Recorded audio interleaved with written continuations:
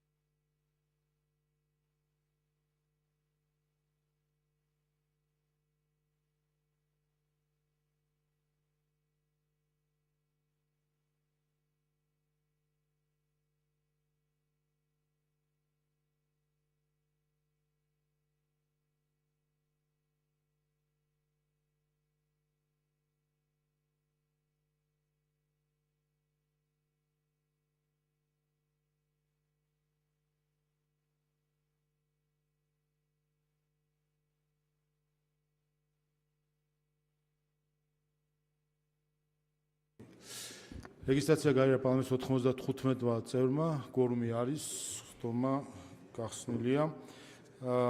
კოლეგებო, გთხოვთ დავამტკიცოთ განახლებული დღის წესრიგი. ჩვენ გვაქვს პრინციპში სამი საკითხი არის: ზოგადი განათლება, უმაღლესი განათლება და იურიდიული დახმარების პაკეტი. მეორე მოსმენით ნახოთ როგორ წარიმართება განხილვა, მაგრამ სავარაუდო დრო კენჭისყრის დავთქვათ 2.5 40 წუთში. ამის შემდეგ გვექნება კენჭისყრის შემდეგ გვექნება შესვენება და კომისიის ხდომაც უნდა ჩატარდეს ამავე დროს დროებითი კომისიის, რომ მიიღოს დებულება, აირჩიოს თავმჯდომარე მოადგილე და ვარაუდობ, რომ სადაც 1 საათიანი შესვენება გვექნება, ჩატარდება ბიურო და შევიკრიბებით მესამე მოსმენით განვიხილავთ უკვე ამ პროექტებს. ასე რომ სავარაუდო დროები კიდევ ერთხელ დავალენოსო 2.5-ზე კენჭისყრა, შესვენება შემდეგ 3.5-მდე და 3.5-ზე განახლება და კენჭისყრა მალევე იქნება ბინაიდან მესამე მოსმენებია და სულ სამი პაკეტია. რაც შეეხება განსახილველ საკითხებს, პირველი ზოგადი განათლების შესახებ კანონშეცვლილება მეორე მოსმენით მოხსენებელი განათლების მეცნიერებისა და ახალგაზრდობის მინისტრის მოადგილე ბატონი ზვიად გაბისონია.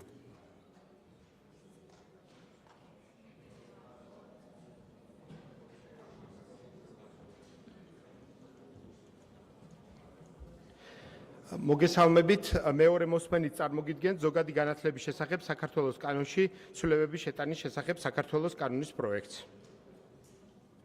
შეგვიძლია მუხლობრივად? ვიყოთ მუხლობრივად.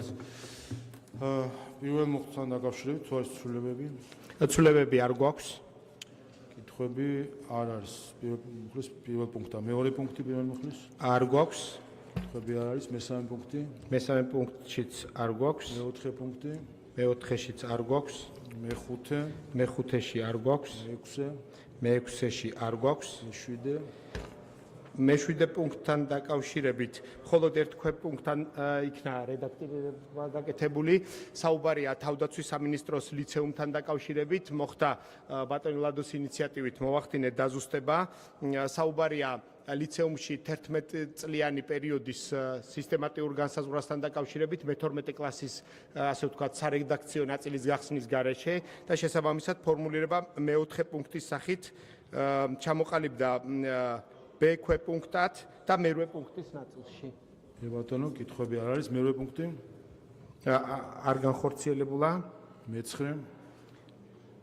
მე-9-ში დაზუსტა საუბარი იყო ძალადობასთან დაკავშირებულ საკითხებზე მოგეხსენებათ, გუშინ ამასთან დაკავშირებით დისკუსია ჰქონდა და პარლამენტარების რეკომენდაციის მიხედვით მოვახდინეთ რედაქტირება, ამოვიღეთ 3 წლიანი პერიოდი და დელეგირება გავაკეთეთ სამინისტროზე, რათა ზუსტად იქნას განსაზღვრული დისციპლინური პასუხისმგებლობის ნაწილი, ასევე კატეგორიზაცია მოვახდინოთ და შესაბამისად არ გვინდოდა რომ გადაგვეტვირთა კანონი ამ ნაწილში, ამიტომ ძირითადად უფრო ტექნიკური მიმართულებით მივიღეთ გადაწყვეტილება მითითებითი ნორმის ნაწილში.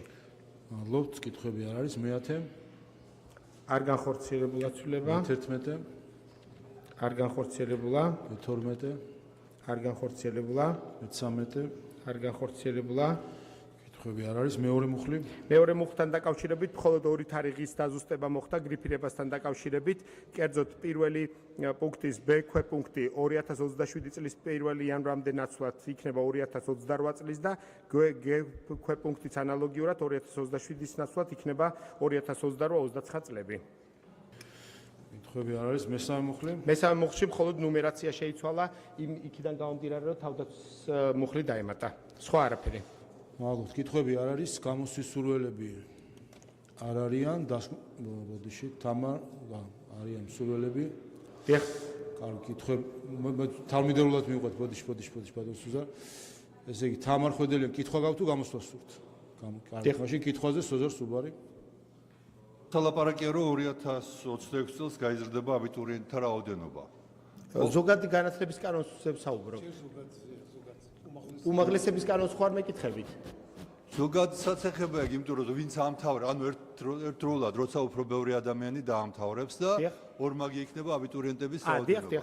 ამ დროს მისაღები რაოდენობა იგივე რჩება და პრაქტიკულად ეს იწვევს რომ ადამიანებს ჩვენ ერთი მხრივ ვამბობთ რომ უფასო განათლება ხდება, ეგ არის ამ კანონის მთავარი პრიორიტეტი და მეორე მხრივ უცებ მიაწყდება უამრავი ადამიანი ორჯერ მეტი ვიდრე ისინი ვერ ჩააბევრე დარჩება გარეთ და მოუწევთ ფასიანებზე გადასვლა, ფასის გადახდა და იმ ფასიანსაც თუ აქამდე სახელმწიფო რაღაც დონეზე 2250 იყო თუ რაც იყო აფინანსებდა, აღარ აფინანსებს და ამ შემთხვევაში აღმოჩნდება რომ ოჯახების მნიშვნელოვანი ნაწილი სერიოზული გამოწვევის წინაშე დადგება და აი ამის დარეგულირება როგორ ხდება. დიახ, ამ ეტაპისთვის მსგავსი ცვლილება არ განხორციელებულა არაფერი. მოცემული მომენტისთვის რეგისტრაციების მიხედვით შეიძლება დამატებითი გადაწყვეტილება იქნას მიღებული. ქოტირების ნაწილზე შემიძლია გითხრათ რომ წელსაც მოგეხსენებათ პრემიერ-მინისტრის განცხადება იყო ოფიციალური რომ ქოტირების შემცირებას არ გეგმავთ, მოხდება მხოლოდ პროგრამების მიხედვით დადარება და რაოდენობა იგივე იქნება შენარჩუნებული, ხოლო თანდათან შემდეგ ყოველწლიურად მოხდება გადათვლა ქოტირების ნაწილისა.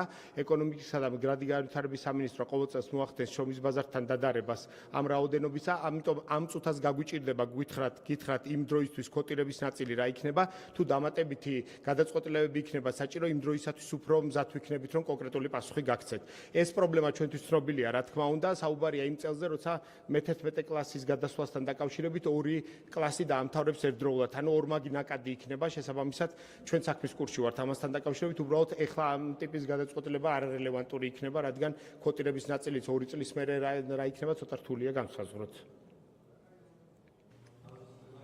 დაზუსტება.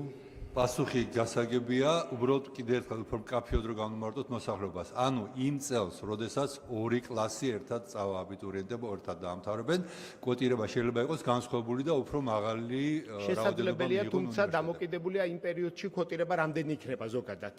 შესაბამის პროგრამებთან დაკავშირებით, იმიტომ რომ ყოველწლიურად მოხდება დაზუსტება შესაბამისი კვოტირების. ანუ წლევანდელი კვოტირება შეიძლება განსხვავდებოდეს მომავალი წლის კვოტირებისგან, 2 წლის შემდეგ კვოტირებისგან, 5 წლის შემდეგ და ასე შემდეგ. ბატონ სოფიო, თქვენ კითხვა გაქვთ თუ გამოსვლა გინდა? კი ბატონო, სოფიო ხორგუანი. მოგესალმებით. მაინტერესებს შეგიძლიათ გითხრათ, როდის შეძლებენ აბიტურიენტები დარეგისტრებას, იმიტომ რომ უამრავი აბიტურიენტის ოჯახის წევრი ვიკავშირდება და ჯერ არ ჩანს უნივერსიტეტებში რაც მოვიკითხეთ მარტისთვის გვექნებაო თქვენ როდის ჩვენ ვადასტურებთ რომ მარტისთვის თებერვალში იქნება მთავრობის გადაწყვეტილება კვოტირებასთან და პროგრამების განსაზღვრასთან დაკავშირებით და ამას მოყვება ანკეტა კითხვის გახსნა და შესაბამისად არაფერი ვადების დარღვევა ამ ნაწილში არ ხდება. ანუ როდის შეძლებთ მარტში იქნება, მანამდე თებერვალში იქნება საქართველოს მთავრობის გადაწყვეტილება შესაბამისი პროგრამების განსაზღვრასთან დაკავშირებით. ამ საკითხებზე მთავრობა მუშაობს და ძალიან მალე ოფიციალურად გამოვაქვეყნებთ.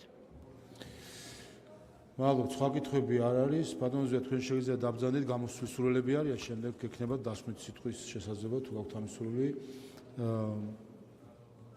ქალბატონი ადგილიდან კი ბატონო 3 წუთი ადგილიდან მაშინ. მოგესალმებით. ღიმილის მომგვრელია, რომ დღეს განათლების კანონში შესატანი ცვლილებები ისევ დაჩქარებულად იხილება და რაღაც მალულად და ეს პროცესი არის შექმნილი. დიახ, ჩვენ არ ვეთანხმებით კანონპროექტის ასეთი ფორმის წარდგენას, რაც არ უნდა ისაუბროთ იმაზე, რომ თვეები ამ ინიციატივაზე მუშაობთ და გააქვთ კვლევები, რომლებსაც ჯერჯერობით ვერ წარმოგვიდგენთ, ჩვენთვის მაინც ეს არგუმენტი არ არის. შესაბამისად მე შევეხები რამოდენიმე შინაარსობრივ დეტალს, რომელიც აი ამ მცირე დროში განვიხილეთ. ჩვენ პირველი. რეალურად არა მხოლოდ ერთი კლასით, არამედ 2 კლასით მცირდება სასწავლო ციკლი, რადგან მე-12 კლასი მხოლოდ მოთხოვნის საფუძველზე იქნება ხელმისაწვდომი, ხოლო მე-11 კლასი მხოლოდ საგამოცდო საგნების გამეორებას მოემსახურება. ეს ცვლილება არ აგვარებს სკოლებში სწავლის ხარისხის პრობლემას და პირიქით ამ ცვლილებით ხარისხს თქვენ ვერ აამახლებთ. ახალი სისტემით სკოლას ასრულებს არასრულწლოვანი და მაშასა და მე-16 წლის ასაკში მას ვთხოვთ უმნიშვნელოვანესი ცხოვრებისეული ნაბიჯის გადადგმას და არჩევანის გაკეთებას. მე-11 კლასში რეპეტიტორიუმის დაწესება და მე-12 კლასის არჩევითობა გააღრმავებს უთანასწორობას საჯარო და კერძო სკოლებში, ქალაქისა და სოფლის სკოლების მოსწავლეებს შორის. განხილვებზე ვერ მოვისმინეთ სალსახა პასუხი თუ რას ასწავლით მე-12 კლასში. საჯარო სკოლებში მე-12 კლასის ფაქტობრივი გაუქმება იწვევს ხელოვნურ სეგრეგაციას საჯარო და კერძო სკოლებს შორის, რაც განათლების სისტემაში ლეგიტიმაციას აძლევს ეკონომიკურად დაწინაურებულ სოციალურ ჯგუფებს. ეს პრაქტიკა შეუთავსებელია როგორც სოციალური თანასწორობის პრინციპებთან, ისე სასკოლო და უმაღლესი განათლების დასავლურ უწყვეტ მოდელთან, რომელიც შემდგომ უმაღლეს საფეხურზე უზრუნველყოფილია ბოლონიის პროცესის ფარგლებში. მიუხედავად იმისა, რომ თქვენ ამას უარყოფთ, რეფორმა 11 წლიანი ატესტატის მქონე მოსწავლეებს გაურთულებს სწავლის გაგრძელებას ევროპულ უნივერსიტეტებში. განათლების სამინისტროს მიერ შედგენილი ერთიანი სასკოლო სახელმძღვანელოების მოდელი ზღუდავს მასწავლებლის პროფესიულ დამოუკიდებლობას, ქმნის შინაარსობრივი ცენზურის რეალურ საფრთხეს და ფაქტობრივად გვაბრუნებს ცენტრალიზებული საბჭოთა ტიპის განათლების სისტემაში. მასწავლებლებს აკლდებათ საათების მნიშვნელოვანი ნაწილი, თუ კი მათი დისციპლინა არ იქნება ეროვნული გამოცდებით განსაზღვრულ სავალდებულო საგანთა შორის. წარმოდგენილი რეფორმა ვერ პასუხობს ზოგადი განათლების სისტემის ერთ-ერთ ყველაზე მწვავე პრობლემას, სასკოლო ინფრასტრუქტურის გაუმართავობას. არსებული მდგომარეობა აიძულებს მოსწავლეებს ისწავლონ 2 და 3 წლიან რეჟიმში ან დისტანციური სწავლების პირობებში, რაც არსებითად აზიანებს სასწავლო პროცესის ხარისხსა და მის შედეგიანობას. დავუმატეთ დასრულებით. წარმოდგენილი რეფორმა და საკანონმდებლო ცვლილება არ აგვარებს მთავარ გამოწვევას, სწავლის ხარისხის დაბალ მაჩვენებელს და არაა მიმართული მისი მდგომარეობის გაუმჯობესებისკენ. მადლობთ. მადლობთ. სოზარ სუბარი ადგილიდან. მადლობა. ეხლა უფრო კითხვის სახე იყო, მაგრამ რადგანაც ეს არ ეხება რამე კონკრეტულ მუხს, ამიტომაც ესეთი გამოსვლის სახეს მივცემ. ეს ლაპარაკია განმარტებით ბარაჯზე, სადაც უმძიმესად არის შეფასებული დღეს ზოგად განათლების სისტემაში არსებული მდგომარეობა. უბრალოდ რამდენიმე ამონარიც წავიკითხავ. განათლების მთავარი მისია სახელმწიფოებრივად მოაზროვნე პასუხისმგებლობის მქონე და აქტიური მოქალაქის აღზრდა გამოწვევად დარჩა. გამოწვევად დარჩა უნდა გავიგოთ, რომ ეს არ ხდება და პრაქტიკულად ჩავარდნილია ეს თემა. თავისუფალმა და კონკურენციის ხელშეწყობის პოლიტიკამ ვერ უზრუნველყო ისეთი მაღალი ხარისხის სახელმძღვანელოების შექმნა, რომელიც მოსწავლეს მისცემს თითოეული საგნისთვის აუცილებელ საბაზო ცოდნას, განუვითარებს სისტემური აზროვნებისა და ღრმა გაგების უნარს და აღარ წავიკითხავ ახლა განმარტებით ბარათში კარგად არის დახასიათებული ის მძიმე მდგომარეობა, რაც არის სისტემაში. მაგრამ იქვე წერია მე გამოსავალი, რომ სახელმძღვანელოები უმეტესად ჩამოშორებულია სახელმწიფოებრივი ხედვისა და ეროვნული იდენტობის ღირებულებით საფუძველს. ერთსა და იმავე კლასში, ერთსა და იმავე საგანში გვაქვს რამდენიმე სახელმძღვანელო, რაც ვერ უზრუნველყოფს ერთიან მიდგომას და ვერც ერთიან მიდგომას და ვერც სწავლის თანაბარ ხარისხს. ანუ ლაპარაკია, რომ ეს ყველაფერი უნდა შეიქმნას, მაგრამ თუ ლაპარაკობთ იმაზე, რომ ჩამოშორებულია სახელმწიფოებრივი ხედვისა და ეროვნული იდენტობის ღირებულებით საფუძვლებს, მაშინ ალბათ უნდა განსაზღვროთ, რა არის ეს სახელმწიფოებრივი ხედვა და ეროვნული იდენტობის ღირებულებითი საფუძვლები. წინააღმდეგ შემთხვევაში, ზუსტად იმავე მდგომარეობაში აღმოჩნდებით 5 წლის და 10 წლის შემდეგ, რომელშიც ვართ დღეს და ალბათ ამაზე ზრუნვა უნდა იყოს დაწყებული, არის თუ არა ამაზე ზრუნვა დაწყებული და საერთოდ რა ხდება, ვინ მუშაობს, ეს იქნებოდა ძალიან საინტერესო ამ კითხვაზე პასუხის გაცემა. მადლობა. მადლობთ, გიორგი ჩაკვეტაძე. მოგესალმებით, მინდა გამოვეხმაურო დეზინფორმაციას, რომელიც გაავრცელა პარტიამ გახარია საქართველოსთვის. ეს შეეხება იმას, რომ თითქოს სასკოლო სისტემა, როდესაც გადავა არჩევითად მე-12 კლასზე და სავალდებულო იქნება მხოლოდ 11 კლასი, ეს თითქოს რაიმე კუთხით პრობლემას შეუქმნის იმ ადამიანის სურვილს, რომ გააგრძელოს უცხოეთში სწავლა. ეს არის სრული აბსურდი, ტყუილი დეზინფორმაცია. არ ველოდები ამ ადამიანებისგან, რომ ბოდიშს მოიხდიან, თუმცა მომავალში მაინც აღარ გააგრძელონ საზოგადოების შეცდომაში შეყვანა, რასაც წინა წლების განმავლობაში მეტნაკლებად ახერხებდნენ, ძალიან კარგი იქნებოდა. ეს არ ეხება საერთოდ ბოლონიის პროცესს, უფრო მეტიც ის, რომ 11 წლიან ინტენსიურ სწავლებაზე გადავა სასკოლო სისტემა, ეს არის წინგადადგმული ნაბიჯი, რადგანაც ჩვენ ვნერგავთ 3+1+1 მოდელს, რომელიც შეეხება უმაღლეს განათლებას. ამ შემთხვევაში ლოგიკური არის პირველი ის, რომ მხოლოდ 6 წლის შემთხვევაში იმ ადამიანებისთვის, რომლებსაც ბავშვებს შეუსრულდებათ 6 წელი 15 სექტემბრის ჩათვლით, მათ უნდა გქონდეთ საშუალება, რომ შევიდნენ პირველ კლასში, იქიდან გამომდინარე, რომ ის, ვინც გადაწყვეტს მე-11 კლასის შემდეგ, რომ სწავლა გააგრძელოს უნივერსიტეტებში, ლოგიკური არის, რომ ეს 5 წლის ნახევრის ან ის ადამიანები, რომლებიც ეხლა 31 დეკემბრამდე ახერხებდნენ სკოლაში შესვლას, ეს ადრე დაამთავრებდნენ ბაკალავრიატს. ასე რომ ეს უწყვეტი ჯაჭვი განათლების იქნება მნიშვნელოვანი იმისთვის, რომ ხარისხი კიდევ უფრო გაუმჯობესდეს, ასევე რაც მნიშვნელოვანი არის, შეიზღუდება მობილური ტელეფონების გამოყენების შესაძლებლობა სკოლებში, რაც ისტორიული ამბავი არის, შესაბამისი ინფრასტრუქტურა მოეწყობა ამასთან დაკავშირებით და დარეგულირდება ზოგადად ელექტრონული საკომუნიკაციო საშუალებების გამოყენება სკოლის ტერიტორიაზე. ის, რომ ჩვენ ვართ თვითმყოფადი ქვეყანა, თითოეულ მუნიციპალიტეტს აქვს თავისი დამახასიათებელი ნიშანი, ამის გამო ოძახილი არის სასკოლო ფორმების შემოტანაც პირველ ეტაპზე მე-6 კლასის ჩათვლით და ვფიქრობ, რომ მომდევნო პერიოდში შემდეგ სხვა კლასებმა შეიძლება რომ ამით ისარგებლონ და ისევე როგორც ფორმები და წიგნები ხელმისაწვდომი იქნება თითოეულ რეგიონში და ხელმისაწვდომი იქნება თითოეული ოჯახისთვის კონკრეტული ჯგუფები იარსებებს სხვადასხვა სოციალური ჯგუფი, რომელიც ფორმებს მიიღებს უფასოდ. რაც შეეხება სახელმძღვანელოებს ამ რეფორმის საფუძველზე, ასევე შენარჩუნებული იქნება უფასო სახელმძღვანელოების მიღების საშუალება საჯარო სკოლების შემთხვევაში, კერძო სკოლების ნაწილში კი კონკრეტული კონტინგენტი მიიღებს უფასო სახელმძღვანელოებს. ასე რომ მოგიწოდებთ, სანამ საუბრობთ სასკოლო რეფორმაზე, არ შეეხოთ ბოლონიის პროცესს და უფრო მეტიც საზოგადოების შეცდომაში შეყვანა არის არასწორი თქვენი მხრიდან, იმიტომ რომ რჩება არჩევითად მე-12 კლასი და ეს არამც და არამც არ უკავშირდება ბოლონიის პროცესს. დიდი მადლობა. გიორგი სოსიაშვილი. მოგესალმებით კოლეგებო, მე გავაკეთე გუშინ განმარტება და კიდევ ერთხელ მინდა ხაზი გაუსვა, რომ ძალიან უხერხულია, როდესაც საზოგადოების შეცდომაში შეყვანას ცდილობს ოპოზიციური ნაწილი.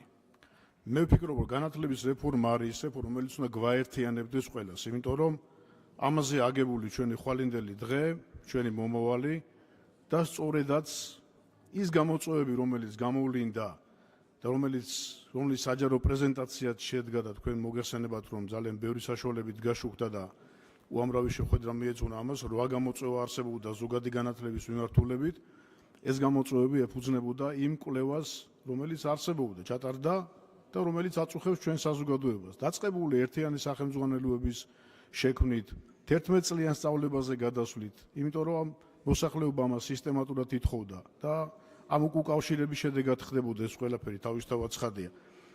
არაფერი საფრთხე არ ემუქრება არც ბოლონიის პროცესს ნებისმიერ მოსწავლეს, ოდესაც დაამთავროს მე-11 კლასს, ჯერესერთი მას შეიძლება რომ მიიღოს ხარისხიანი განათლება თავის სამშობლოში, საქართველოში და არ კონდეს მუდმივად თვალი არ ეჭიროს უცხოეთში გაქცევაზე და თუ მაინცსა და მაინც მას სურვილი გაუჩნდება რომ განათლება მიიღოს რომელიმე ევროპის რომელიმე სასწავლებელში, მას საშუალება ექნება დარეგისტრირდეს, სახელმწიფო მას შესთავაზებს რომ დარეგისტრირდეს მე-12 კლასში და ჩვეულებრივად გააგრძელოს ეს სწავლა. ასე რომ ყველაფერი ეს 8 გამოწვევა და ამ 8 გამოწვევაზე აგებული ხედვა სახელმწიფოსი, რომელიც აი ამ რეფორმირებას გულისხმობს, ორიენტირებულია სწორედაც ხარისხზე და ხარისხიან განათლებაზე, რომელიც ერთხელ და სამუდამოდ დაამსხვრევს მის შესახებ, რომ საქართველოში თურმე კარგი განათლების მიღება არ შეიძლება, იმიტომ რომ ჩვენ ძალიან მდიდარი ტრადიციები გაგვაჩნია, ეს ტრადიციები გარკვეული პერიოდი მოიშალა, მიზეზთა გამო, როცა ხდებოდა შტურმი ქართულ ცნობიერებაზე, ეროვნულ იდენტობაზე და ერთ-ერთი მთავარი სამიზნე იყო განათლების სისტემა ამ ჩასაფრებული გარეძალების მიერ და სწორედ აი ამ ტრადიციების გაგრძელებით უნდა მოხდეს იმ ხარისხზე გასვლა, რომელიც გულისხმობს თანამედროვე განათლების მიცემას ჩვენი ახალგაზრდებისთვის. დარწმუნებული ვარ, რომ რეფორმა იქნება წარმატებული, იმიტომ რომ ძალიან მაღალი პროფესიონალი გუნდია ჩართული. უამრავი შეხვედრა ჩაატარა სამინისტროს წარმომადგენლობამ რეგიონებში, დედაქალაქში, მასწავლებლებთან, პირადად ბატონი მინისტრი გივი მიქანაძე ხვდებოდა პედაგოგებს, მშობლებს, სასკოლო საზოგადოებას და ყველა უკავშირია გათვალისწინებული ამ კუთხით და ბუნებრივი ეს აისახება ამ საკანონმდებლო რეგულაციებში. ასე რომ მოეშვით საზოგადოების აი ამ საზოგადოებისათვის სრულ ინფორმაციის მიწოდებას. დიდი მადლობა. მადლობთ, გამოსვლები დასვა, დასკვნითი სიტყვისთვის და ისეთ შემდეგი საკითხი თქვენი არის, დასკვნის სიტყვა არ გსურთ, საკითხი განხილულია. შემდეგი გახლავთ უმაღლესი განათლების შესახებ კანონმდებლობის პაკეტი, აქაც მოხსენებელი ბატონი ზვიად გაბისონია, გისმენთ. მეორე მოსმენით. მანამ დავიწყებთ. ჩვენთან სტუმრად არიან თემაც იგივეა, სოხუმის სახელმწიფო უნივერსიტეტის სტუდენტები, მივესალმებით. მადლობა ინტერესისთვის და მოგზაურობისთვის. გისმენთ ბატონ ზვიად. მოგესალმებით. განსახილველი მეორე მოსმენით წარმოგიდგენთ უმაღლესი განათლების შესახებ საქართველოს კანონში ცვლილებების შეტანის თაობაზე საქართველოს კანონის პროექტის პაკეტს. მივყვეთ მუხლობრივად პირველ მუხლის პირველ პუნქტში თუ ეს ცვლილებები. არ განხორციელებულა ცვლილება. ზოზარ სუბარი. ესე ამ მუხლით ვისარგებლებ კითხვის დასასმელად, იმიტომ რომ უშუალოდ არ ეხება, მაგრამ დოქტორანტურის საგანმანათლებლო პროგრამებზე რახან არის ლაპარაკი. უბრალოდ მინდოდა ეგეთი რამე მეთქვა, რაც არ არის გათვალისწინებული ამ ცვლილებებში. დოქტორანტურა ჩვენთან არის ფასიანი და ზოგ უნივერსიტეტში, სახელმწიფო უნივერსიტეტში საკმაოდ ძვირიც არის, მაგალითად ტექნიკურ უნივერსიტეტში 4000 ლარია წელიწადში, ზოგჯერ შეიძლება 3 წელი გაგრძელდეს ან მეტი, შესაბამისად 12-16000 ლარი. სხვაგან ცოტა ნაკლებია, მაგრამ კლიანობაში საკმაოდ მძიმე ტვირთია ადამიანისთვის, რომელიც მომავალი მკვლევარი უნდა გახდეს. თუ ამბობთ, რომ უნდა მიზანი არის, რომ განათლებული საზოგადოება იყოს, მეცნიერების წინსვლა იყოს, პირიქით ჩვენ უნდა დავეხმაროთ მეცნიერს, რომ გაიზარდოს მკვლევარი, გაიზარდოს კარგი პროფესორი, გაიზარდოს კარგი პედაგოგი და იმუშაო სამეცნიერო თემებზე და ეხლა ამაში ცალკე ფული ვახდევინოთ იმის მაგივრად რომ პირიქით იქით დავეხმაროთ არ ამგონია სწორი ნაბიჯი იყოს თუ ადამიანი იცავს დოქტორანტურას და მისი კვლევა არავის ისა სადოქტოროს და მისი კვლევა არავის არაფერში არ გია ამას არც უნდა დავაცვევინოთ და თუ მისი კვლევა საჭიროა ქვეყნისთვის, სტუდენტებისთვის, სამეცნიერო დარგის განვითარებისთვის, მაშინ ფული კი არ უნდა გადავახტევინოთ, პირიქით უნდა დავეხმაროთ დაფინანსებით. ეს იქნებოდა ჩემი წინადადება და იქნებს სადმე იქნეს ასახული. მადლობა. შეიძლება უპასუხო. კითხვა არის კიდე სოფიო ხორგუანი. მადლობა. გეკითხებით როგორც იურისტს, ვიცი ძალიან კვალიფიციური იურისტი ხართ და მინდა მივიღო თქვენი გულწრფელი პასუხი. ეს რა ბრძანეთ? ნახეთ 3+1, აი ვადების შემცირებაზე მაქვს თავარი კითხვა. თქვენ როგორც იურისტი, რომელმაც იცით, რომ ბაკალავრის ხარისხი საკმარისია იმისთვის, რომ გამომძიებელი გახდე, პროკურორი გახდე, ნოტარიუსი გახდე, მართლმსაჯულების სისტემაზე ვლაპარაკო. იურისტებს 3 წელიწადში მოვამზადებთ. აი, როგორ გჯერათ მართ, აი გულწრფელად მიპასუხეთ, ეს პრაქტიკულად არის, 6 სემესტრიდან ჩავთვალოთ 5 სემესტრი, იმიტომ რომ ერთი სხვა საგნებიც არის სასწავლი და შესაბამისად კრედიტები განაწილდება. თქვენ გჯერათ გულწრფელად, რომ 5 სემესტრში შესაძლებელია კვალიფიციური იურისტის მომზადება, რომელიც პროკურორი შეიძლება გახდეს ან ნოტარიუსი. მადლობა. ალბათ გისმენთ ბატონო. ჯერ ბატონ სოზარის შეკითხვას რაც შეეხება, ბატონ სოზარ, როგორც იცით, კონცეფცია ეხებოდა პირველ და მეორე კატეგორიის, პირველ და მეორე საფეხურის საგანმანათლებლო სისტემებს, ანუ ბაკალავრიატის და მაგისტრატურის, ამიტომ ვიღებთ რა თქმა უნდა ამ შენიშვნას. გიდასტურებთ, იგივე პოზიცია გვაქვს ჩვენც, დოქტორანტურის მიმართულება არა მარტო უფასო უნდა იყოს, არამედ როგორც ევროპაში დამატებით შეიძლება სტიმულაცია გაკეთდეს. ამ ნაწილზე წინსწრებით შემიძლია გითხრათ, რომ მუშაობა უკვე დაწყებული გვაქვს იმ ნაწილში, რომ გვინდა პოსტდოკების ინსტიტუტის გაჩენაც, ასევე დოქტორანტურის ნაწილზე ვფიქრობთ, რომ დოქტორანტურა შეიძლება საომავლოდ ორ პოზიციაზე გაიყოს, ანუ ეგრეთ წოდებული პრაქტიკული მიმართულების დოქტორი და PhD, ანუ ფილოსოფიის დოქტორი, კლასიკური გაგებით research დოქტორი, ასე ვთქვათ. შესაბამისად, რადგან ის ეხება უმაღლესი განათლების ბოლო ნაწილს, ასე ვთქვათ და ამ მეცნიერებასაც, შესაბამისად ამ პაკეტებში იმიტომ არ არის წარმოდგენილი, გაძლევთ პირობას, რომ ამ ნაწილში არა მარტო უფასო მიმართულებაზე გვექნება საუბარი და სახელმწიფოს მხრიდან მხარდაჭერაზე, პირველ რიგში ძალიან მნიშვნელოვანია დოქტორანტურის პროგრამების ხარისხის ამაღლება. თქვენ იცით, რომ გვაქვს ძალიან დიდი რაოდენობის სადოქტორო პროგრამები ქვეყანაში, ეს ეხება როგორც სახელმწიფო უნივერსიტეტებს, ასევე კერძო უნივერსიტეტებს. ამიტომ პირველ რიგში ვფიქრობთ, რომ ხარისხის მიმართულებაზე გვაქვს სამუშაო. ამის შემდეგ შესაძლებელია, რომ სადოქტორო პროგრამები გავხადოთ არა მარტო უფასო, არამედ დამატებითი სტიმულაციათ, ჰონორარების სახით, სტიპენდიების სახით შეიძლება იყოს. ამავე დროს გვჭირდება შემოვიტანოთ პოსტდოკების ინსტიტუტი, რომელიც ხიდი გახდება ეგრეთ წოდებულ ასისტენტსა და ასისტენტ პროფესორს გარდამავალ პერიოდთან დაკავშირებით იმისათვის, რომ ის დეფიციტი, რაც ეხლა მეცნიერებაში გვაქვს, ახალი თაობის მიწოდებასთან დაკავშირებით ნელ-ნელა აღმოვხრათ. ამიტომ გიდასტურებთ და იგივე აზრი მაქვს გულწრფელად რო გითხრათ, ამ ნაწილში შესაბამისად ვფიქრობ, რომ შემდეგი ნაწილი, როდესაც მეცნიერების რეფორმირების ნაწილზე დავიწყებთ მუშაობას, აუცილებლად იქნება ამ ნაწილში მნიშვნელოვანი გარღვევები გათვალისწინებული. რაც შეეხება ქალბატონ სოფოს, როგორც იცით, მე 22 წელია უწყვეტი პროფესორი ვარ, არც ერთი სემესტრი არ ჩამიგდია ლექციებისა, ამიტომ გულწრფელად გეტყვით, ერთი ის, რომ სამართალი არის ჩვენი კანონმდებლობით რეგულირებადი, შესაბამისად ხშირად შეიძლება არ იყოს საკმარისი საბაკალავრო, არც 4 წელი და არც 3 წელი. პროფესიაში შესვლის საგამოცდო ნაწილის ჩაბარება არის დამატებითი ვალდებულება. ანუ ის პოზიციები თქვენ რა ჩათვალეთ, იცოდეთ, რომ დამატებითია კიდევ როგორც იურისტი, რადგან კითხეთ. მეორე, რაც შეეხება 4 წელს და 3 წელს, სამართლის მიმართულებით საბაკალავრო პროგრამაზე ევროკავშირის ტენდენცია გახლავთ 4-დან 3 წელზე გადასვლასთან დაკავშირებით. სრული პასუხისმგებლობით შემიძლია გითხრათ. რატომ? იმიტომ რომ ძირითადი ჩვენი საგნები აგებული არის ძირითად საგნებზე, არჩევით საგნებზე და ეგრეთ წოდებულ მაინორ საგნებზე. ხშირად მაინორ საგნები არანაირ კავშირში არ არის სამართლებრივ მეცნიერებასთან, თქვენ იცით, შესაბამისად ჩვენ როდესაც ვსაუბრობთ პრაქტიკაში სწრაფ შესვლაზე, უფრო მეტად კონცენტრირებული უნდა იყოს ჩვენი აზრით პროგრამები საბაკალავრო ნაწილში უშუალოდ სამართლის მეცნიერებასთან და პრაქტიკულ ასპექტებთან დაკავშირებით. დღეს მაგალითად ბაკალავრიატის პროგრამაზე რაც ყველაზე დიდი გამოწვევაა ჩემი აზრით სამართალში არის პრაქტიკული კომპონენტების ნაკლებობა, ანუ უფრო მეტ დოქტრინას ვასწავლით, ვიდრე პრაქტიკულ კლინიკის ნაწილს და ასე შემდეგ და ასე შემდეგ.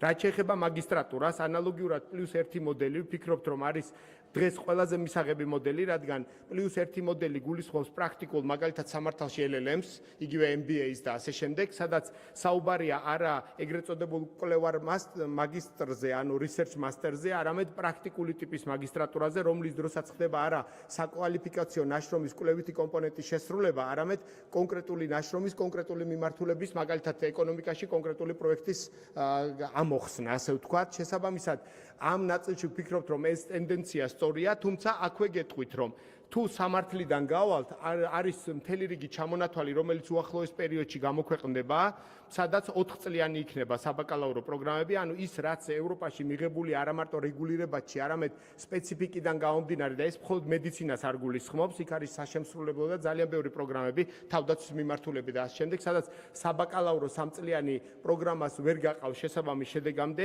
ჩვენ გამონაკლისების წესით მთელი ნუსხაა დადგენილი 4 წლიან პროგრამებთან დაკავშირებით. ყველაზე ყველაზე დიდი გამოწვევა ამ ნაწილში არის ზუსტად საბუნებისმეტყველო მეცნიერებების ნაწილში, მაგრამ აქ ჩვენი მოსაზრებით პრობლემა არ არის 4 წლიანობის საკითხში, პრობლემა გახლავთ იმ რეპეტიტორიუმის და სკოლაში მათემატიკის სწავლების გაძლიერებასთან დაკავშირებით იმისათვის, რომ ზუსტად საბუნებისმეტყველო მეცნიერებებზე ბაკალავრი იყოს მომზადებული მისული, ამიტომ ამ ნაწილში ვფიქრობთ, რომ 3 წლიანი 3+1 მოდელი უფრო ოპტიმალური იქნება, ამიტომ სამართალში სრული გულწრფელობით გეუბნებით, ძალიან ბევრი საგანი სამართალში არის ზედოზირებული, ასე ვთქვათ, ხშირად არის ისეთი, რომელიც პრაქტიკაში არა გამოყენებადია. ამიტომ ჩვენ ვამბობთ, რომ ბაკალავრიატის იდეა არის პრაქტიკული კომპონენტებისგან შემდგარი იმისათვის, რომ იურისტი დროულად შევიდეს პროფესიაში, პირველ კატეგორიაში, ასე ვთქვათ, თუ შესაბამისი სპეციალური კანონით დადგენილი არ არის დამატებითი საკვალიფიკაციო გამოცდა, მოსამართლის პროკურორის და ასე შემდეგ. დაზუსტება ვლადიმერ ბოჟაძე, სოფიო ხორგოვანი. მადლობა ბატონ თავმჯდომარე. ბატონ ზია, ჩვენ ამაზე გუშინ ვისაუბრეთ, თუმცა საზოგადოებაში კიდევ დარჩა კითხვები, იცვლება მასწავლებელთა მომზადების პროგრამა, როგორც ცნობილი არის საბაკალავრო პროგრამა, აუცილებელია მერე დამატებითი 60 კრედიტიანი ერთწლიანი პროგრამის გავლა, რას გეგმავს სახელმწიფო ამემართულებით, რა თქმა უნდა, მნიშვნელოვანია, რომ რეგიონებში იქნება შესაბამისი პროგრამები, იმიტომ რომ განსაკუთრებულად რეგიონებში, გვიჭის სკოლებში, ზოგიერთ საგანზე ძალიან სერიოზული დეფიციტია, აბიტურიენტს, ვისაც უნდა გახდეს პედაგოგი, გახდეს სკოლის მასწავლებელი, რამდენი წელი უნდა ისწავლოს იმის ბაკალავრიატის ჯამურად 4 წელი ბატონ ლადო 3+1 მოდელს გულისხმობთ, ანუ 3 წელი ძირითადად იქნება სპეციალიზაციის საგნები, მაგალითად თუ ფიზიკის მასწავლებლობა უნდა ფიზიკის მიმართულებით, ხოლო 1 წელი იქნება პედაგოგიკის მიმართულება. ამიტომ ჩვენ ეს დადარებული გვაქვს დაახლოებით 6 თვიდან 12 თვემდე ჭირდება პედაგოგიკის მეთოდოლოგიის შესწავლას და შესაბამისად მას თავისუფლად შეიძლება რომ შესაბამისი პედაგოგის კვალიფიკაცია მიიღოს, ანუ პროფესიონალ პედაგოგს გულისხმობთ. ამ მიმართულებით გიდასტურებთ, რომ რეგიონულ უნივერსიტეტებს ექნებათ განსაკუთრებული როლი, რადგან ჩვენთვის მნიშვნელოვანია, რომ რეგიონებში ახალი მიწოდება მოვახდინოთ პედაგოგების ადგილობრივ კადრებს გულისხმობთ, ამიტომ რეგიონულ უნივერსიტეტებს ქოტირების ნაწილში ნამდვილად ექნება პედაგოგიკა ვადასტურებთ და ასევე გვინდა, რომ თბილისში, ქუთაისში და დამატებით იგივე ბათუმშიც ეს მიმართულებები ყველა მიმართულებით დავტოვოთ. სოფიო ხორგოვანი. დაზუსტება, მინდა დამიზუსტოთ. თქვენ თქვით, რომ პრაქტიკული კომპონენტი და გეთანხმებით ამას შამაში. ანუ ამ 5 სემესტრში გულისხმება ეს პრაქტიკული კომპონენტი? 6 სემესტრში, 3 ხო, ანუ 6 იქნება.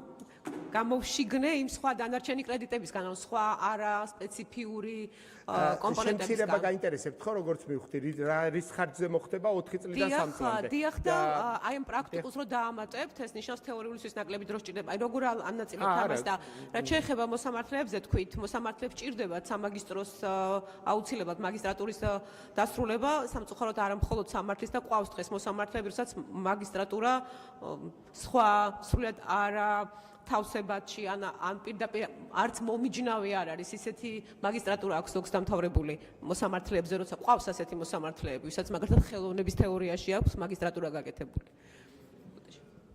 3 წელთან დაკავშირებით გეტყვით, რომ რისგან შედგება ეს 3 წელი, რატომ არ არის რეაკრედიტაცია, მაგალითად საჭირო ძალიან მარტივად რომ ორივე ის გავაერთიანოთ.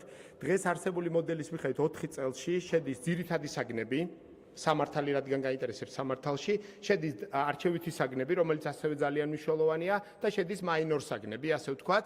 მაინორ საგნების და არჩევითი საგნების ნაწილის ხარჯზე თქვენ იცით, რომ არჩევითი საგნები არის ზედოზირ, ანუ უფრო მეტი რაოდენობით და შესაბამისად სავალდებულო არ არის ყველა საგნის გავლა. სავალდებულო არის მხოლოდ ძირითადი საგნების გავლა. არჩევითი საგნების რაღაც კომპონენტები შემცირდება და მაინორ საგნების ხარჯზე მოხდება დადარება, ამიტომ მას არ დაჭირდება პროგრამის რეაკრედიტაცია, რადგან შინაარსობრივი ცვლილება არ მოხდება. იმ შემთხვევაში, თუ პროგრამას მოუწევს ძირითადი საგნებში ჩარევა, ახალი საგნების გაჩენა ძირითად საგნებში ან არჩევითიდან ძირითადში გადატანა, პროგრამას ნამდვილად დაჭირდება რეაკრედიტაცია. ამიტომ გარწმუნებთ 3 წელის სავსებით საკმარისია, განსაკუთრებით სამართლისთვის იმისათვის, რომ ბაკალავრის ხარისხი მიიღოს. მადლობა. მადლობთ. შემდეგი მეორე პუნქტი. არ განხორციელებულა. თქვი არ არის მესამე პუნქტი. არ განხორციელებულა. თქვი არ არის მეოთხე. არ განხორციელებულა. მეხუთე. არ განხორციელებულა. მეექვსე. არ განხორციელებულა. მეშვიდე. არ განხორციელებულა. მერვე. არ განხორციელებულა, მე-9, არ განხორციელებულა, მე-10, არ განხორციელებულა, მე-11, არ განხორციელებულა, მე-12, არ განხორციელებულა, მეორე მუხლში თვალწლებები. მეორე მუხლშიც არ განხორციელებულა, კითხვები არ არის, მესამე მუხლი. არც მესამე მუხლში არ განხორციელებულა.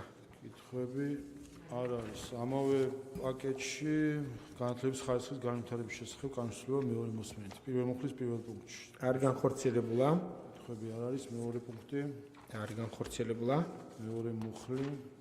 არ განხორციელებულა, კითხვები არ არის. ამავე პაკეტში მეცნიერების ტექნოლოგიებისა და მათი განვითარების შესახებ განსაზღვრება მეორე მოსმენით. პირველი მუხლში თვალწინ, არ განხორციელებულა, მეორე მუხლი, არ განხორციელებულა, მესამე მუხლი. ასევე არ განხორციელებულა. კითხვები არ არის. კომიტეტებიდან გამოსულები არ არიან, რაც შეეხება პოლიტიკურ ჯგუფებს. ბატონო ზეთ, შეიძლება დაბრძანდეთ, ვინაიდან არის რამდენიმე გამოსვლის სურვილი. ფრაქცია საქართველოსთვის ქალბატონი დატა ხვედელიანი. შემდეგ თუ არის მანიშნოთ თუ სხვა მსურველები არიან სხვა პოლიტიკურ ჯგუფებიდან. ქართული ოცნების სახელით ქალბატონ მარიამ ლაშხი. ბატონო. 15 წუთი გისმენთ. ცვლილება, რომელსაც ჩვენ დღეს განვიხილავთ, არის ინსტრუმენტი, რომლითაც სახელმწიფოს შეუძლია გვერდი აუაროს უნივერსიტეტის შიდა დემოკრატიას. თუ კი გადაწყვეტს უნივერსიტეტში სტრუქტურული ცვლილებების ჩატარებას. მით უმეტეს იმ ფონზე, როდესაც ქვეყანაში მნიშვნელოვანი პროტესტი გაჩნდა ორი უმაღლესი სასწავლებლის დიდი წარსულის მქონე უნივერსიტეტების შერწყმასთან დაკავშირებით, რომლის უკან ხელისუფლების კორუფციული ინტერესები იმალება.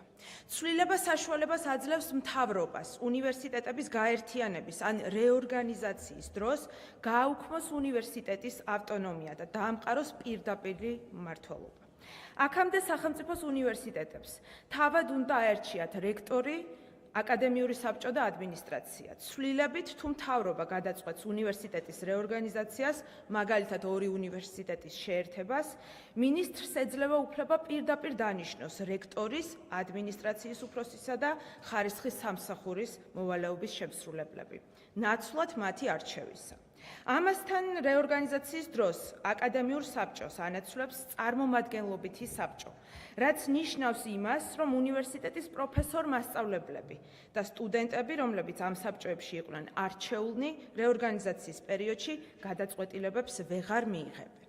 მათ ნაცვლად გადაწყვეტილებებს მიიღებს მთავრობის აღნიშნული საბჭო.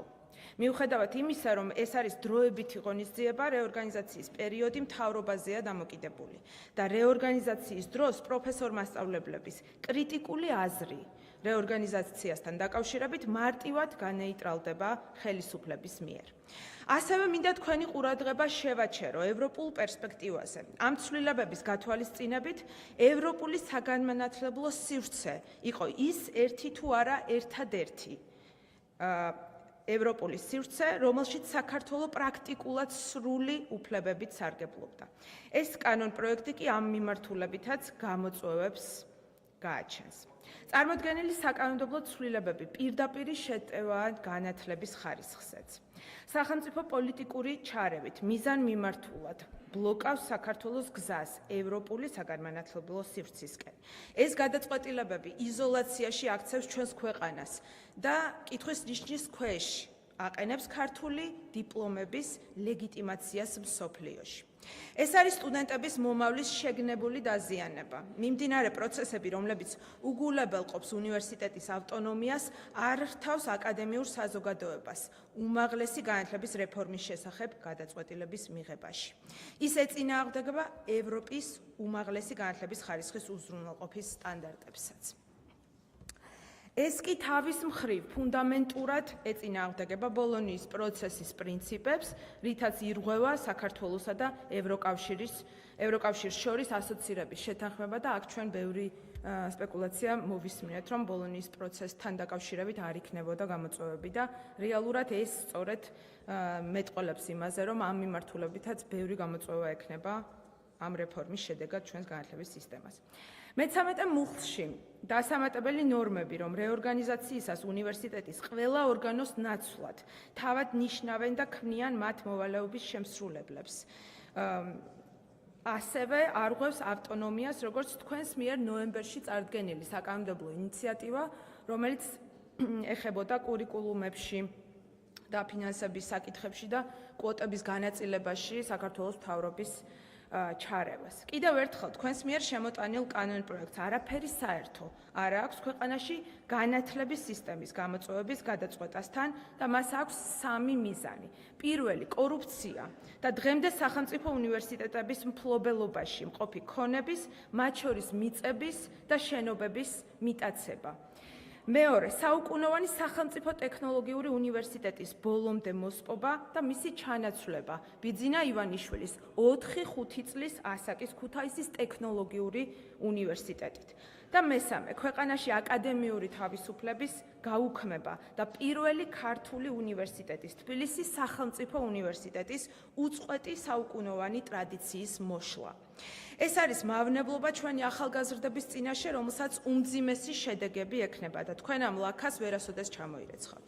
და ბოლოს, არ შემიძლია არ გამოვეხმაურო ჩვენს ორ უდიდეს ისტორიის მატარებელ საგანმანათლებლო დაწესებულებას, რომელიც თქვენმა განათლების მინისტრმა თავისი განცხადებით ფაქტიურად გააუქმა მაშინ, ორი უნივერსიტეტის გაერთიანების სამზადისი საერთაშორისო კვლევების მიხედვით გულისხმობს, რომ სულ მცირე 2 წელიწადს ორი უნივერსიტეტის არც ერთი ცნობილი შერწყმა არ დაგეგმილა ამაზე ნაკლებ დროში. ამის საწინააღმდეგო ვერცერთ მტკიცებულებას თქვენ ვერ მოგვიყვანთ.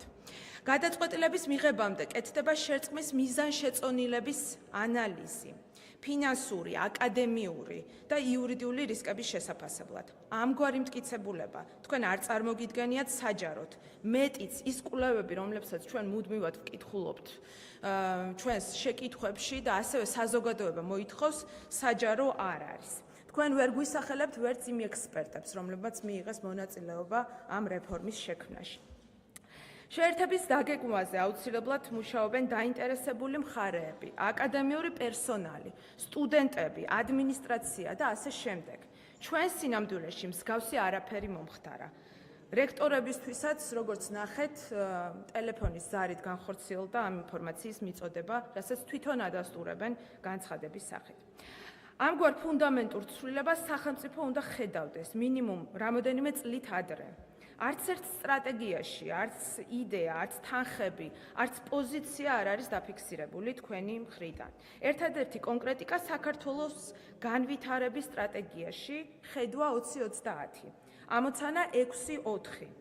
უმაღლესი განათლებისა და მეცნიერების ინტერნაციონალიზაციის ნაწილში ვკითხულობთ. მთავრობა დაეხმარება უნივერსიტეტებს, განსაკუთრებით კი ახლად დაარსებულ ქუთაისის საერთაშორისო უნივერსიტეტს, წამყვან საერთაშორისო უნივერსიტეტებსა და სამეცნიერო კვლევით ორგანიზაციებთან მჭიდრო თანამშრომლობის განვითარებაში. ნებისმიერი კვლევით კაფიოთ არის განსაზღვრული, რომ ორი უნივერსიტეტის შერწყმა თავიდან მოითხოვს დიდ ინვესტიციას, ტრანზაქციულ ხარჯებს. აღნიშნული არ იკითხება არც ბიუჯეტის ხარჯვით ნაწილშიც, რაც მიუთითებს დაგეგმვის არამართებულობას.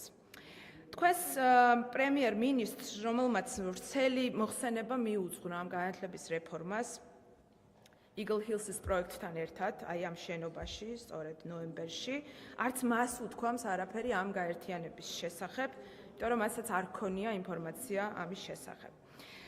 მძიმე შედეგების მიღმა სამწუხაროა, მაგრამ ანეკდოტად დარჩება ჩვენს ახალგაზრდობას, რომ ყავს მთავრობა, რომელიც განათლების სისტემას რეფორმას უკეთებს დაჩქარებული წესით. მადლობა.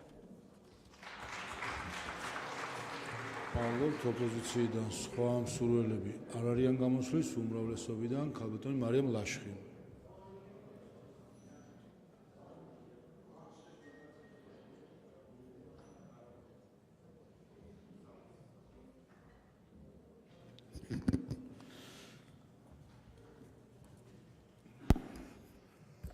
მოგესალმებით, პატივცემულო თავმჯდომარე, პატივცემულო კოლეგებო.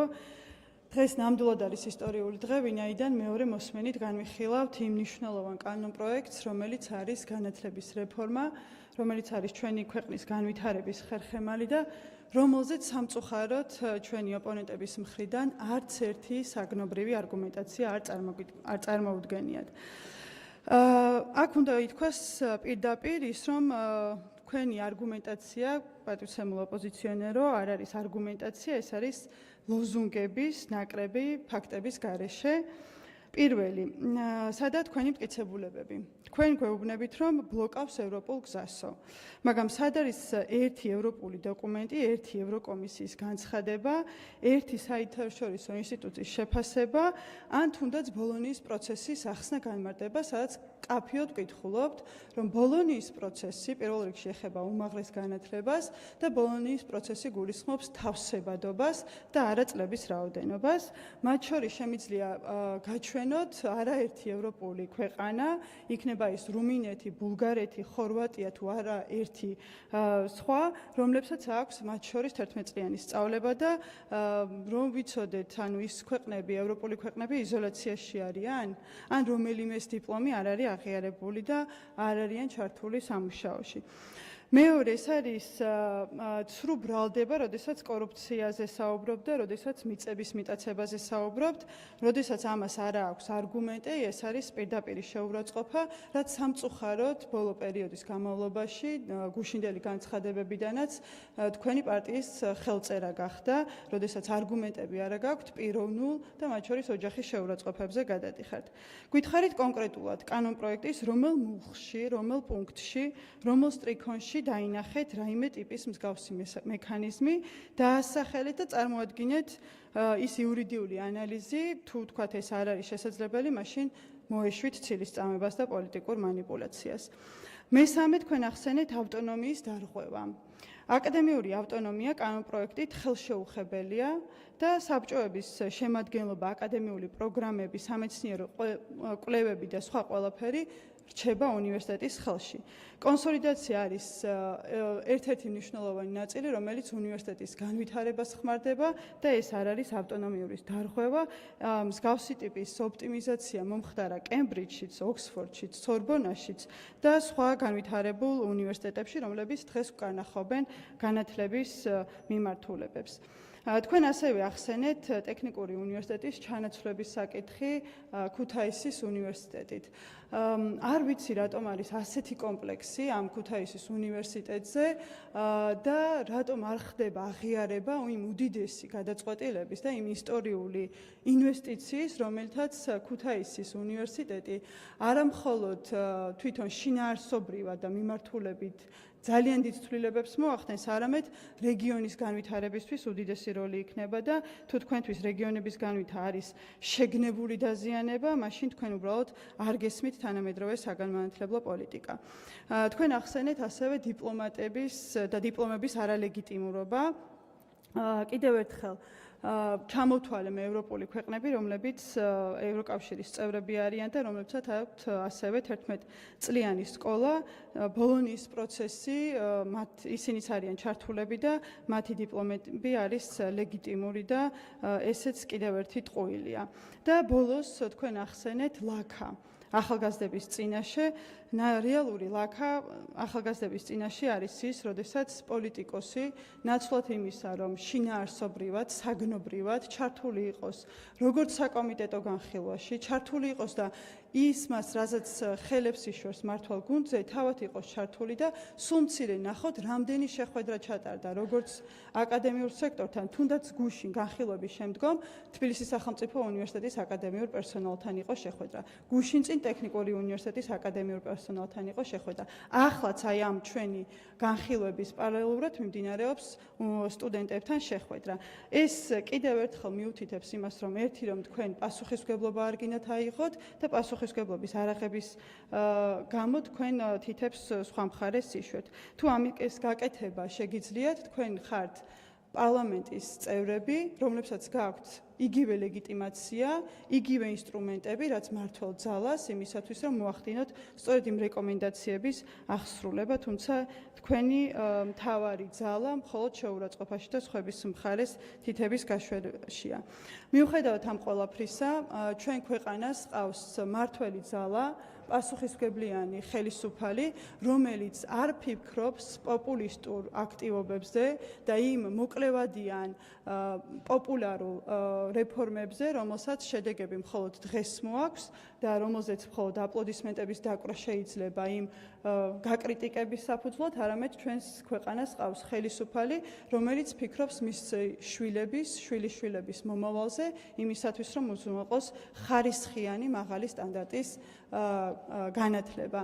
ჩვენ გავაგრძელებთ მუშაობას, გავაგრძელებთ კომუნიკაციას და ვეცდებით იმას, რომ იმ ინფორმაციის ვაკუუმი, რაც სამწუხაროდ დღეს გარკვეულ ჯგუფებში არსებობს, არ ამოივსოთ თქვენი დეზინფორმაციით და იყოს ეს ინფორმაცია მიწოდებული.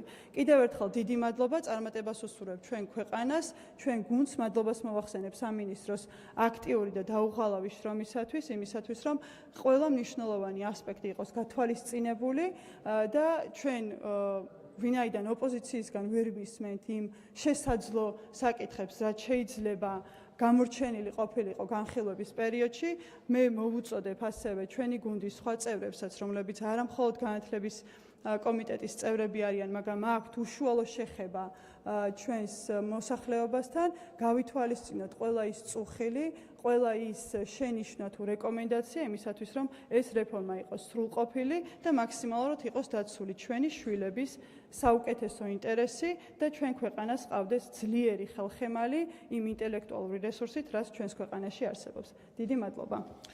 მადლობა. ვლადიმერ კახაძე ადგილიდან. არც 3 წუთი არ მინდა მარტო უბრალოდ. ჟურნალისტებო მოემზადეთ აბა.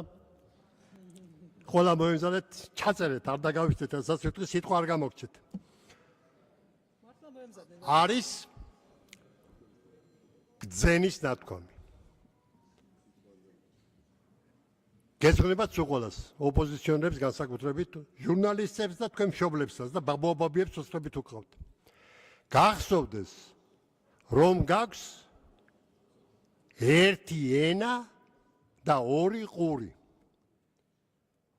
ერთხელას თქვი, მოისმინე ორჯერაო.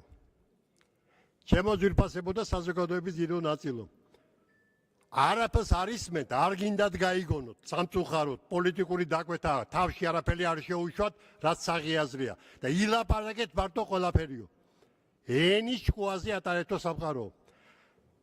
მოგიწოდეთ სულ ყველას, პარლამენტში არის დიდებული საშუალება ნებისმიერი საკითხის განხილვის, ოპონენტის აზრის მოსმენის, გახედვნის, გაშალაშინების და მერე კარგი პროდუქტის მომზადების, რომელიც ნორმატიულ აქტად ქცევისათვის არაფერი აღარ დააგდება. თქვენც მიიღეთ მონაწილეობა, კინო გადაეღობებით ამ ხვალინდელ დღეს და გახსოვდეთ ერთი რამე. თქვენმა ნათქვამმა სიტყვა და აბერირებულმა სიტყვა, დაკვეთილმა პოლიტიკურმა, ანგაჟირებულმა, მოწამულმა სიტყვა შეიძლება შთამომავალ მემკვიდრეებს საღი აზრი აუბნიოს. ამას ნუ შეეცდებით, გთხოვთ სულ ყველას. ეს არის ჩემი თაობის გამოძახილი, ჩემი წამსვლელი თაობა ვარ. მე კარგად ვიცნობ თქვენ მშობლებს, ბებია ბაბუებს და ნუ შეარწყვეთ მათ ნაღვას აქამდე მოდანილს. მადლობთ. მადლობთ. ამოსვლები ამოიწია, დასმოთ სიტყვა თუ გსურთ ბატონო ზვიად. მადლობთ, საკითხი განხილულია. ბოლო საკითხი და ყოველს ცხოვრობს შემობრძანდეთ დარბაზში გვექნება შემდეგ კეჭისხა იურიდიული დახმარების შესახებ კანონში ცვლილების პაკეტი.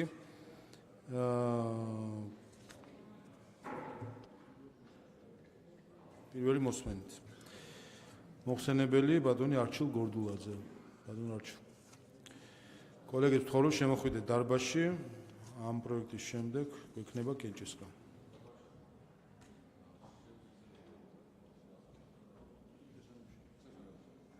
კი ბატონო, შესვენების შემდეგ განვიხილოთ ეს საკითხი მოხსენებლის თხოვნით. ამიტომ ყველას ცხოვრობს შემოხვიდეთ დარბაზში, გვექნება უკვე დავიწყებთ ახლა კენჭისხას, ყველას გთხოვთ შემოხვიდეთ დარბაზში. 3 წუთი ტექნიკური შესვენება, კოლეგებს გთხოვ ყველას შემოხვიდეთ ცნამათა დარბაზში, დავიწყებთ კენჭისხებს. 3 წუთი ტექნიკური შესვენება.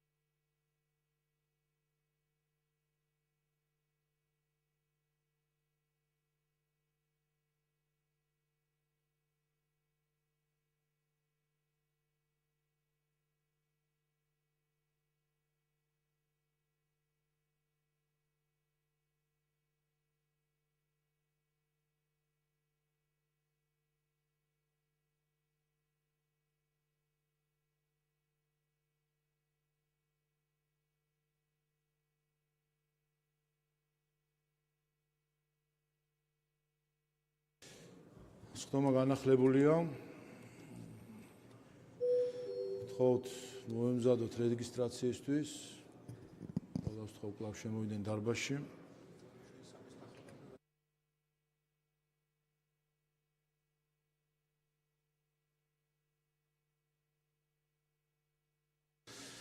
მოემზადოთ რეგისტრაციისთვის, ვთხოვთ ჩართოთ რეგისტრაციის რეჟიმი. ყურადღება, მიმდინარეობს რეგისტრაცია.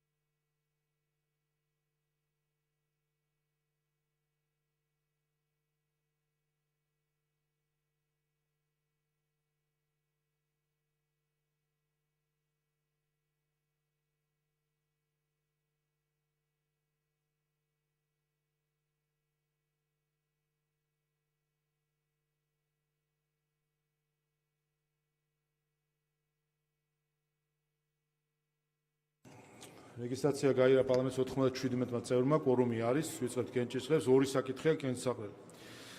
პირველი კენჭი ეხება ზოგადი განათლების შესახებ საქართველოს კანონში ცვლილების შეტანის თაობაზე პროექტს მეორე მოსმენით, თხოვთ ჩართოთ კენჭისყრის რეჟიმი.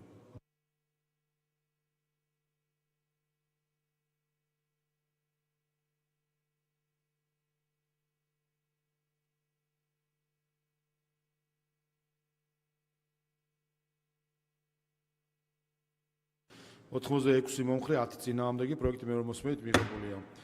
შემდეგი უმაღლესი განათლების შესახებ კანონში ცვლილების შეტანის თაობაზე პაკეტი მეორე მოსმენით, თხოვთ ჩართოთ კენჭისყრის რეჟიმი.